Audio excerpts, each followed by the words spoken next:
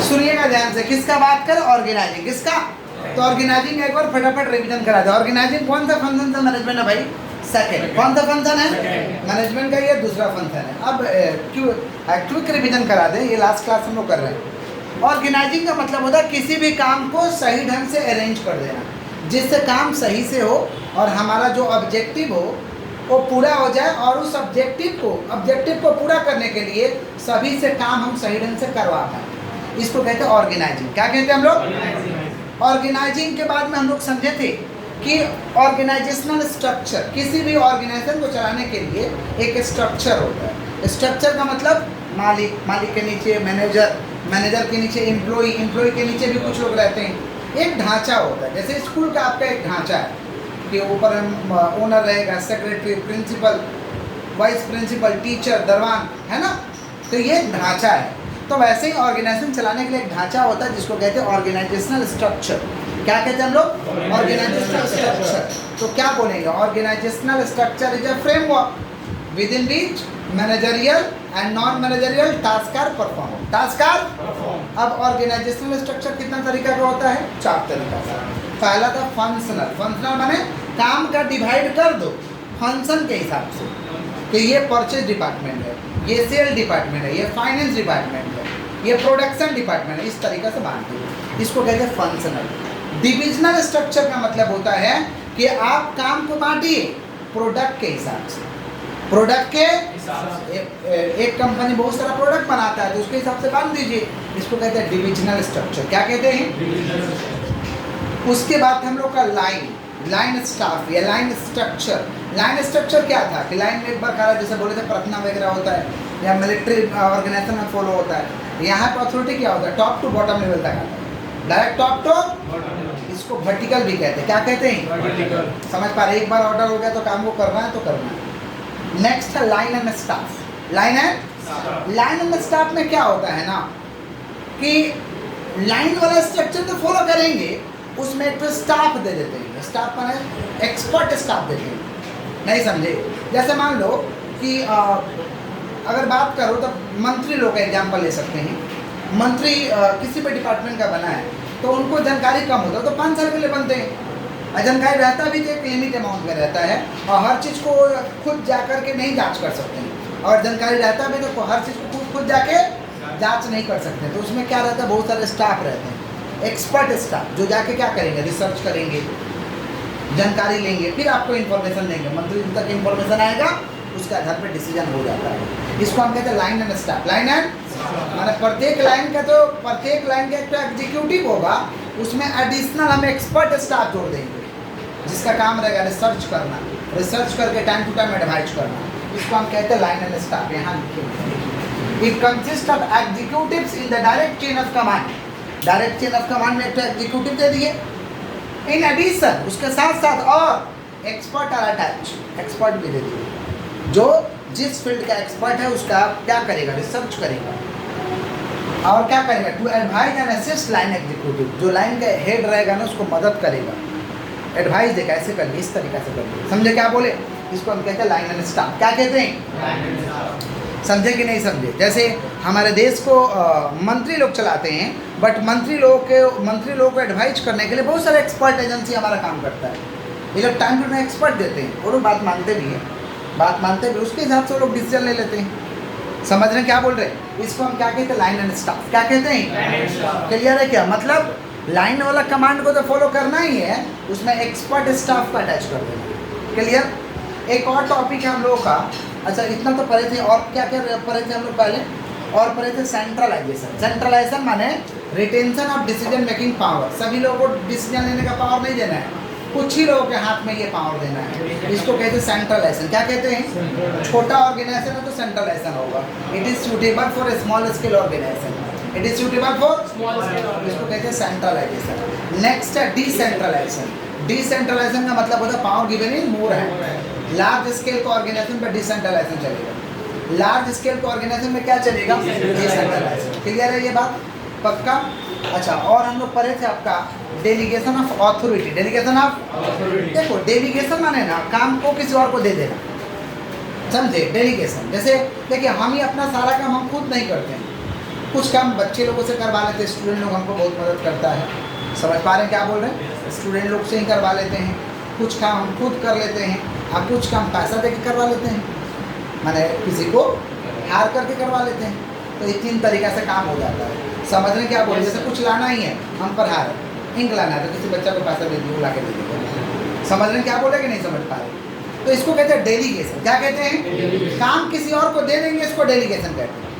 अब delegation of authority माने काम को डिवाइड कर दो और उस काम को बांट दो वर्कर के कैपेबिलिटी और क्वालिफिकेशन के हिसाब से। वर्कर के कैपेबिलिटी और क्वालिफिकेशन के इसको कहते हैं डेलीगेशन ऑफ अथॉरिटी। खाली डेलीगेशन माने काम देना, खाली डेलीगेशन माने आप लोग भी सब काम खुद नहीं करते होंगे, काम दे देते होंगे। समझ पा रहे? जैसे कपड़ा धोने का काम आप लोग मम्मी को दे देते हैं, आप साफ कर दीजिएगा, डेलीगेशन। समझे? कुछ लोग खुद ले लेते हैं, कपड़ा हम साफ कर देंगे, डेलीगेशन। नहीं समझे क्या बोल रहे हैं? काम देना, काम क्या करना, इसको हम क्या कहते हैं? डेलीगेशन। क्या कहते हैं? तो delegation of authority it means division of whole work into smaller part and delegate the subordinates according to their capability and qualification. इसको कहते हैं हम लोग क्या चीज़? Delegation of authority. Delegation of authority का 3 एलिमेंट्स था। क्या क्या था? Authority, responsibility, accountability. अथॉरिटी माने पावर लेना, जिससे आप डिसीजन ले सकते, डिसीजन लेने का पावर। रेस्पॉन्सिबिलिटी माने वादा करते हैं कि काम को कंप्लीट कर देंगे, वादा करते काम को कंप्लीट। और अकाउंटेबिलिटी माने जवाबदेही, जवाब देना पड़ेगा, जो काम कर रहे हैं उसका जवाब देना पड़ेगा। इसको कहते हैं accountability. Answering the question about the performance. तो अथॉरिटी कैन बी डेलीगेटेड, माने किसी और को दे सकते हैं। डेलीगेटेड माने समझ रहे, देना रे बाबा। Responsibility can not be delegated, जिम्मेवारी किसी को देगा। आप लोगों को जिम्मेवार होना है, जिम्मेवारी किसका है? हमें जिम्मेवार होना है, जिम्मेवारी किसका है? ऐसे बोलोगे, हमें जिम्मेवार होना है, जिम्मेवारी आपका है। तो हम क्या कर सकते हैं? नहीं समझे? समझ रहे हैं? जिम्मेवार होना, ये जिम्मेवारी हमारा है। तो responsibility can not be delegated और अकाउंटेबिलिटी भी कैन नॉट बी। अब तुमको जवाब देना है तो तुम ही को जवाब देना पड़ेगा, इसके बदले क्या बोलोगे? यही जवाब देगा? नहीं, आप ही को देना होगा। इसको कहते हैं अकाउंटेबिलिटी। क्या कहते हैं? Accountability can not be delegated, can not B. समझे कि नहीं समझे? जैसे आप लोग मेरे को काम दिए हैं पढ़ाने का, हम पढ़ा रहे हैं आपको, काम आप लोग दिए हैं ना जी, काम को बढ़िया से पढ़ा दीजिएगा, मार्क्स दिला दीजिएगा, समझा दीजिएगा। समझे क्या बोले कि नहीं समझे? यही काम दिए हैं ना, वो काम तो कर ही रहे हैं आप लोग के लिए। इसको कहते हैं डेलीगेशन। क्या कहते हैं? समझा कि नहीं समझा आप लोग? तो इसका कुछ सिद्धांत होता है, प्रिंसिपल्स होता है। प्रिंसिपल से पहले हम लोग और 2 टॉपिक समझे थे, formal organisation, informal organisation. Formal का मतलब क्या होता है कि सिस्टम में काम करें। तो सिस्टम तो ही चल रहा है, सिस्टम में काम किया था, समझे? सिस्टमेटिक वे में काम करेंगे, सिस्टम में काम करेंगे, इसको कहते हैं फॉर्मल। क्या कहते हैं? और इनफॉर्मल मतलब जैसे तैसे, जैसे मन करेगा वैसे। ये सेल्फ सेटिस्फैक्शन के लिए होता है, इसको कहते हैं इनफॉर्मल। क्या कहते हैं? समझे भाई? प्रत्येक फॉर्मल में थोड़ा इनफॉर्मल होना चाहिए, प्रत्येक फॉर्मल में थोड़ा। ये इनफॉर्मल ऑर्गेनाइजेशन क्लॉक की तरह काम करेगा। इस स्टेटमेंट को कौन दिया था? Keith Davis. कौन दिया था? कि every formal organisation is a cloak of informal organisation. This statement is given by Keith Davis. इस स्टेटमेंट को कौन दिया था? केज डाइविस। लाइन ऑर्गेनाइजेशन क्या होता है? सबसे ओल्डेस्ट फॉर्म, सबसे पुराना वाला फॉर्म। क्लियर है? यहाँ तक रिवीजन करा दिए जो पढ़ाए थे। प्रिंसिपल ऑफ डेलीगेशन, किसी को काम दे रहे हैं ना तो उसका कुछ सिद्धांत है, रूल्स है। पहला तो प्रिंसिपल ऑफ ऑब्जेक्टिविटी। ऑब्जेक्टिव मेरा पूरा होना चाहिए भाई। हम काम दे रहे हैं, मान लो इसको कुछ खरीदने दे दे तो खरीद के लाएगा, मेरा ऑब्जेक्टिव पूरा होगा। प्रिंसिपल ऑफ ऑब्जेक्टिव, आप लोग मेरे को दिए हैं काम, तो आपका ऑब्जेक्टिव क्या है? मेरा अच्छा से तैयारी करा दीजिएगा, सब कुछ समझा दीजिएगा, समझे? थोड़ा बहुत याद करवा दीजिएगा, तो थोड़ा बहुत हम भूल जाएंगे, वो बात अलग है, बट आप करवा दीजिएगा। समझ रहे हैं क्या बोले? पूरा तो याद नहीं करवा सकते, थोड़ा बहुत याद करवा सकते हैं, थोड़ा बहुत याद करवा ही देते हैं।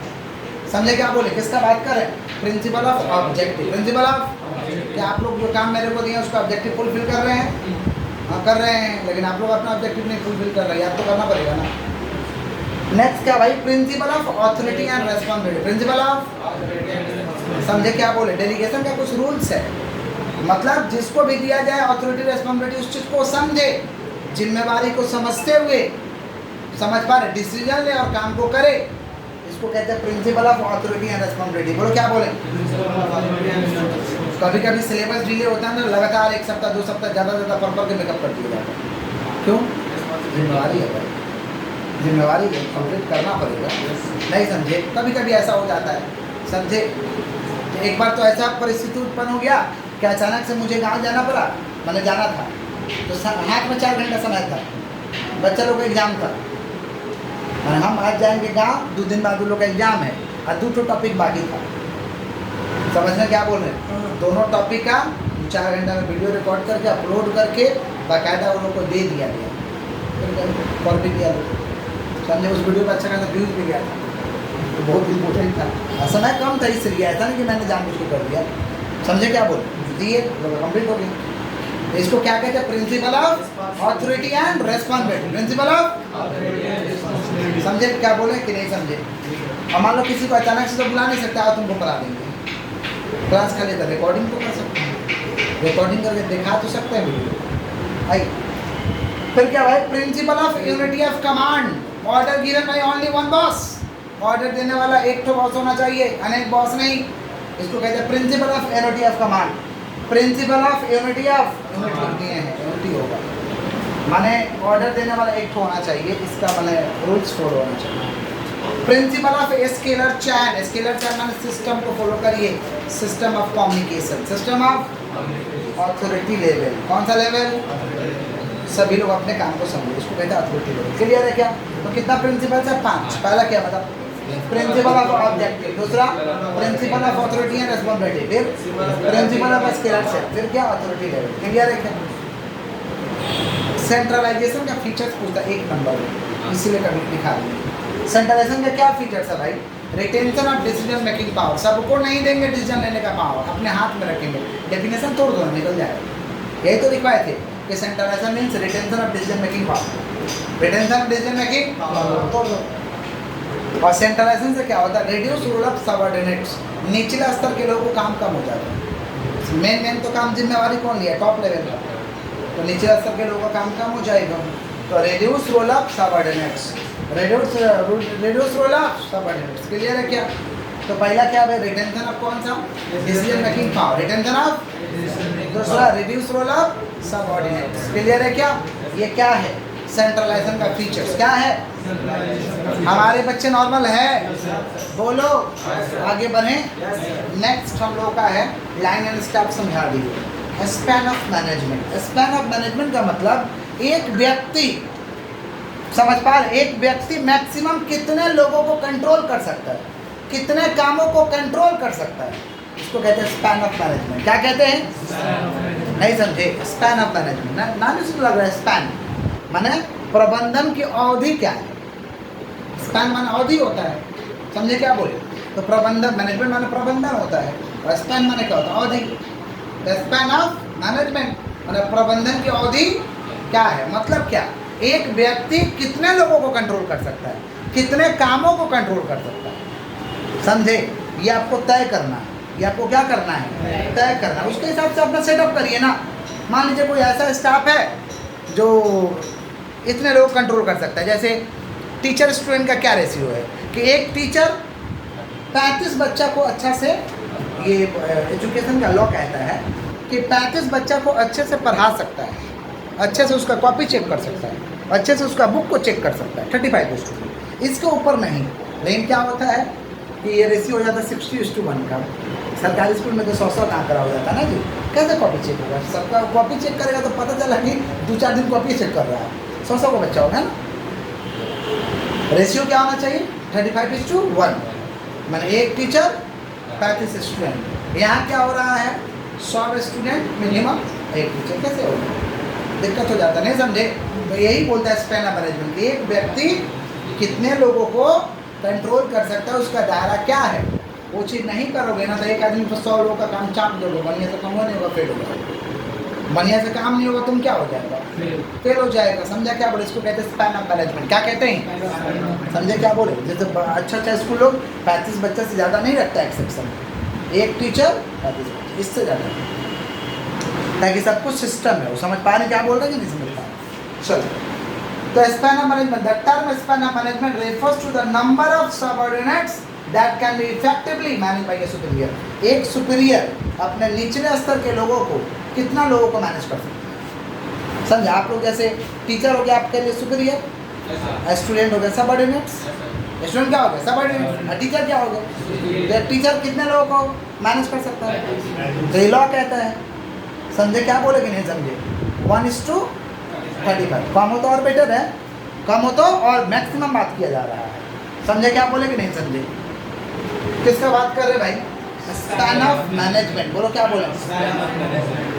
हमारे बच्चे नॉर्मल है। डेलीगेशन, किसी और को काम दोगे उसका महत्व क्या है? किसी और को काम दोगे उसका महत्व क्या है? Importance of delegation of authority. पहला महत्व है कि रिडक्शन ऑफ एग्जीक्यूटिव वर्कलोड। जो हेड होगा उसका काम कम हो जाएगा, जो हेड होगा उसका काम कम हो जाएगा। Reduction of executive workload. दूसरा एम्प्लॉय डेवलपमेंट, एम्प्लॉय का डेवलपमेंट हो जाएगा। एम्प्लॉय का क्या हो जाएगा? फिर क्या है? Quick and better decision. Quick and better decision are possible. बढ़िया डिसीजन ले पाओगे, अच्छा डिसीजन ले पाओगे। समझे? Quick and better decision are possible. High morale of subordinates. निचले स्तर के कर्मचारी का ना मोरल टॉप लेवल का रहता है। समझे क्या बोला? अगर तुम डेलीगेशन करता है, काम तो फिक्स है ना, किसका क्या काम, उसको मालूम है हमको ही काम करना, वो बेस्ट तरीका से करेगा, बेस्ट तरीका से काम को करेगा। हाई मोरल रहता है। क्या रहता है भाई? माने मानसिकता टॉप लेवल पर रहेगा। बेटर कोऑर्डिनेशन, तालमेल बढ़िया रहेगा, सब चीज़ का तालमेल बढ़िया रहेगा। तो ये है इम्पोर्टेंस। किसके इम्पोर्टेंस है भाई? Delegation of authority. बोलो क्या बोले हैं? तो डेलीगेशन ऑफ अथॉरिटी का क्या इम्पोर्टेंस है? Reduction of executive workload. बोलो क्या बोले? Reduction of executive workload. Employee development. Employee पहला क्या? Reduction of executive workload. दूसरा employee development. Quick and better decision are possible. और क्या? High morale of subordinates. और क्या? Better coordination. एक हम लोग को डिफरेंस पढ़ना है, लास्ट टॉपिक हम लोग इस चैप्टर का, डेलीगेशन और डिसेंट्रलाइजेशन। डेलीगेशन और देख लो भाई, डेलीगेशन कंपलसरी है, काम को देना ही पड़ेगा किसी को, सब काम नहीं कर पाओगे। डेलीगेशन कंपलसरी है। जैसे आप ही लोग पढ़ाने का काम हमको नहीं दिए हो, दिए हो कि नहीं दिए हो? अगर ऐसा रहता कंपलसरी नहीं तो तुम तो खुद पढ़ लेता। दिया है कि नहीं दिया? तो ऐसे ही बहुत सारे काम, कपड़ा आयरन करना है तो आयरन वाले को दे देते हो, तुम थोड़ा आयरन करो, देता है ना। रियल लाइफ में डेलीगेशन हो रहा तो क्या लग रहा है आपको? ऑर्गेनाइजेशन चल रहा, कंपनी चल रहा, वहाँ डेलीगेशन नहीं होगा। तो डेलीगेशन कंपलसरी है। डेलीगेशन क्या है? डिसेंट्रलाइजेशन कंपलसरी नहीं है भैया, है डेलीगेशन और डिसेंट्रलाइजेशन। डेलीगेशन और डेलीगेशन कंपलसरी है, डिसेंट्रलाइजेशन कंपलसरी नहीं है। डेलीगेशन इज कंपलसरी है, डिसेंट्रलाइजेशन इज नॉट कंपलसरी। सबको पावर नहीं देना है, जरूरत पड़े तो दो, नहीं जरूरत पड़े मत दो। समझे? तो डेलीगेशन क्या है? कंपलसरी, और डिसेंट्रलाइजेशन कंपलसरी नहीं है। समझे? डेलीगेशन का स्कोप नैरो होता है और डिसेंट्रलाइजेशन का स्कोप वाइड होता है। डेलीगेशन का स्कोप कैसा होता है? और डिसेंट्रलाइजेशन का स्कोप वाइड होता है। समझ पा रहे हैं क्या बोल रहे हैं कि नहीं समझ पा रहे? क्लियर है? बोलो। डेलीगेशन करने से क्या होगा? मैनेजर का बर्डन कम होगा। काम तो दे दीजिएगा किसी और को तो बर्डन क्या हो जाएगा? कम हो जाएगा। और डिसेंट्रलाइजेशन में क्या हो जाएगा कि सभी लेवल के अथॉरिटी का काम बढ़ जाएगा, सभी लेवल के अथॉरिटी का काम बढ़ जाएगा। किस में? डिसेंट्रलाइजेशन में। किस में? डेलीगेशन क्या है? It's a process of sharing of task. Task को देते हैं, काम को देते हैं, शेयर करते हैं टास्क को। टास्क को क्या करते हैं? इसको हम क्या कहते हैं? डेलीगेशन। क्या कहते हैं? समझ रहे हैं क्या बोल रहे हैं कि नहीं समझ पा रहे? जैसे अभी बिग बॉस खत्म हुआ, उसमें क्या देता है? टास्क ही तो देता है, डेली टास्क देता है कि आपको ये करना है, आपको ये करना है, और जो टास्क है तो परफॉर्म करना पड़ता है। कभी कभी कोई बोलता है कि नहीं करेंगे, तो फिर वो लोग बोलता है कि टास्क नहीं करना चाहते हैं, तो फिर उधर से वो क्या पता कौन बोलता है, देखते नहीं है कि नहीं टास्क करना पड़ेगा आपको, तो तुरंत करने लगता है। मैं बोलता नहीं है कि हम नहीं करेंगे, ये टास्क हमको बढ़िया नहीं लग रहा, तो फिर बोलता है बिग बॉस से कि ना भाई टास्क तो करना पड़ेगा, ये टास्क नहीं कर रहे हैं, क्या करें आप बताइए। तो उधर से ऑर्डर आता है कि टास्क है, जिसको भी बोला कि उसको करना पड़ेगा, तुरंत तो लोग करता है। समझे क्या बोले कि नहीं समझे? तो क्या है ये डेलीगेशन? क्या है? Process of sharing of task. Share कर देगा टास्क को, किसी और को दे देगा। और डिसेंट्रलाइजेशन क्या है भाई? It is a result of policy decision. ये ऑर्गेनाइजेशन का पॉलिसी है कि सबका मैनेजर अलग अलग लोगों को पावर दिए, पॉलिसी है। क्लियर है क्या? रिपीट कर दे रहा है, डेलीगेशन और decentralisation compulsory not compulsory. Process of sharing of task, ये process of sharing of task नहीं, ये result of policy decision. Delegation का स्कोप क्या है? नैरो। डिसेंट्रलाइजेशन का स्कोप क्या है? वाइड। डेलीगेशन में मैनेजर का बर्डन कम हो जाएगा और यहाँ पे प्रत्येक लेवल ऑफ अथॉरिटी का काम बढ़ जाएगा। क्या हो जाएगा? बढ़ जाएगा। इसी के साथ चैप्टर हम लोग का खत्म हो जाता है। डेलीगेशन और डिसेंट्रलाइजेशन का बुक में हम लोग को मार्क करना है, बुक खोलो।